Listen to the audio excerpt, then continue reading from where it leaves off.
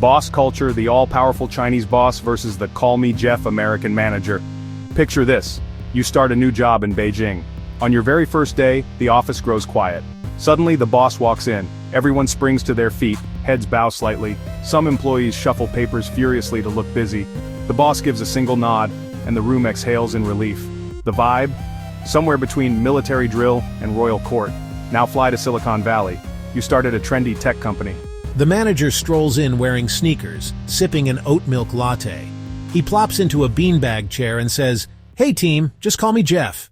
Jeff then asks for your opinions on a project, even though you've only been there for 2 hours.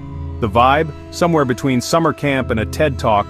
Welcome to the culture clash of bosses. The all-powerful Chinese boss versus the I'm just your buddy American manager. The Chinese boss, authority on 2 legs. In China, the boss isn't just the boss, they're the laoban, the big boss, the authority figure, sometimes even a substitute parent. Respect is the default setting. You don't stroll into their office uninvited, you knock softly, enter carefully, and probably bring tea. The Chinese boss expects deference. Their decisions aren't just suggestions, they're commandments. If the boss says, "We'll finish this project by tomorrow," nobody dares respond, maybe next week. Instead, everyone nods vigorously, then panics in silence about how to pull off a miracle. Even in casual settings, hierarchy is obvious. At company dinners, the boss sits in the seat of honor, orders the food, and leads the toasts. You toast the boss with 2 hands on your glass, slightly lower than theirs, to show respect. And don't you dare sit down before they do. In short, the Chinese boss commands authority, and employees show loyalty through respect, obedience, and endless ganbei. The American manager, first names only. In the US, bosses love to pretend they're not bosses. Don't call me Mr. Smith, call me Jeff. They may drive a Tesla, own half the company's stock, and sign your paycheck, but they still want you to see them as approachable. At meetings, Jeff encourages brainstorming.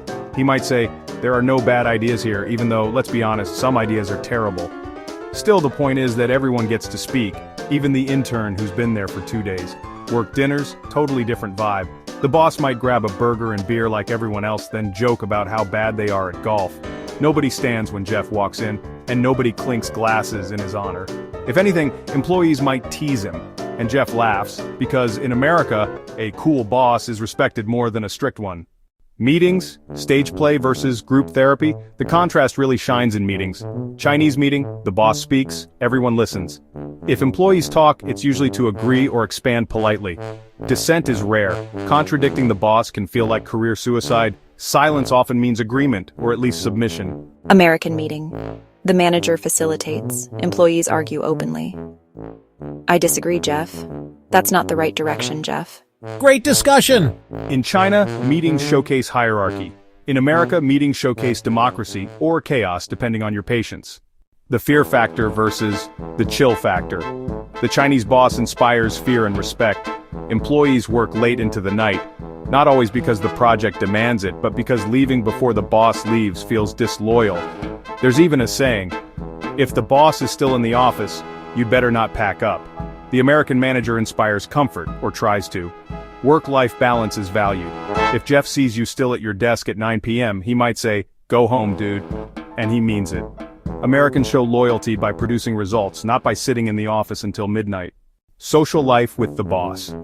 In China, bonding with the boss often happens at dinners, karaoke nights, or drinking sessions. Surviving a night of baiju with your boss can secure your career for years. The unwritten rule? If you can handle your alcohol and sing "My Heart Will Go On" at KTV without embarrassing yourself, you've passed the loyalty test. In America, bonding with the boss might mean joining a casual happy hour, playing trivia, or doing a team-building escape room. No one is forced to drink, and you definitely don't need to sing Celine Dion in front of your coworkers, though Jeff might if he's had enough IPA. Paycheck philosophy.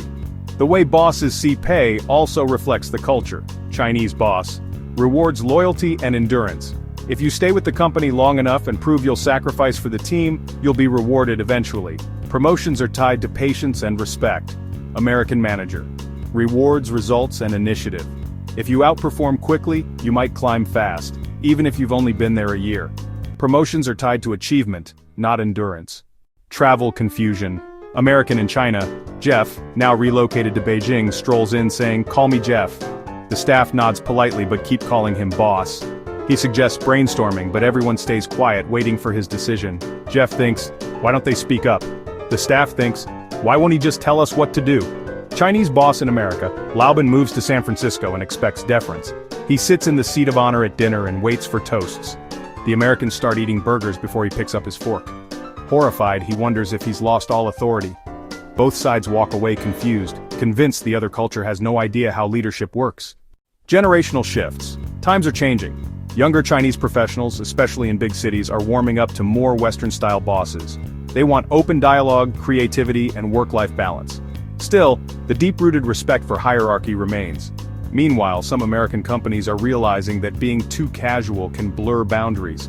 Employees sometimes crave clearer direction and authority, so while Jeff may still wear sneakers, he's also learning to be firmer when needed. What it really means. At its core, boss culture reflects national values. China, collectivism, hierarchy, and respect. The boss is the leader, the parent figure, the one who sets the tone. Loyalty is measured in obedience and endurance. America, individualism, equality, and openness. The boss is a coach, a facilitator, someone who motivates rather than commands. Loyalty is measured in performance and results. Neither is better or worse, they're just different philosophies of power. One values order, the other values freedom. Conclusion. Bow or high five. So, what should you do when you meet your boss? If you're in China, stand up when they walk in, nod respectfully, and get ready for some late nights. If you're in America, grab your latte, call them Jeff, and don't be surprised if your brainstorming session turns into a debate about whose dog is cuter. In the end, whether it's the all-powerful laoban or the call me Jeff manager, bosses everywhere want the same thing: respect, loyalty, and results. The difference is how loudly they demand it, or how casually they pretend they don't. Because whether you're bowing at a banquet or fist-bumping by the grill, one thing is universal. The boss is still the boss, even if he insists, "Don't call me boss." If you enjoy our videos, please like and subscribe to our channel, The Culture Clash Cafe. Don't forget to turn on the notification bell so you'll be the first to know when we release new content.